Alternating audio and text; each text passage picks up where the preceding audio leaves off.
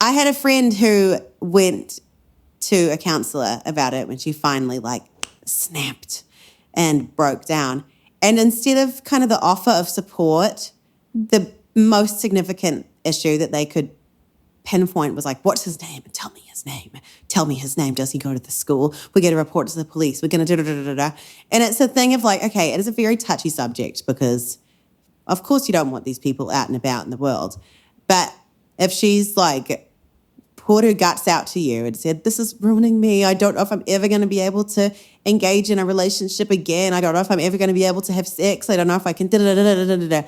And the one thing you can say is, what's his name? We need to report him to the police. She doesn't want to go to the police. She doesn't want to take it out further. She doesn't want to do shit. She wants to be heard and she wants to have somebody just recognize that what happened was wrong, you know? And I think it's not to say that men can't experience assaults. Plenty of men experience assaults, and it's really, really terrible.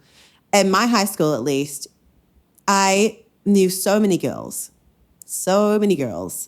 None of the boys ever faced consequences, partially because the girls didn't want to go to counselors and tell them, because then they are faced with this massive wall of like, what was his name? When did it happen? Will they believe you? Have to go to court, have to go to the police. He's going to have it on his record forever. And you're going to feel really guilty about that.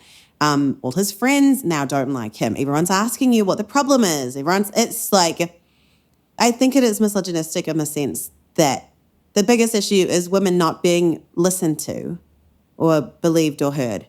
And then the focus goes from her and her experience immediately to this stupid man. How are we going to deal with him? Oh, but you've ruined his life and everything's about him and him and him and him and him.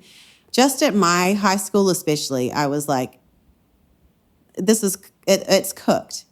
And it keeps happening because there's no system in place that protects the girls that go through it in a way that is effective for them. I think that's probably the worst example of misogyny that I can think of.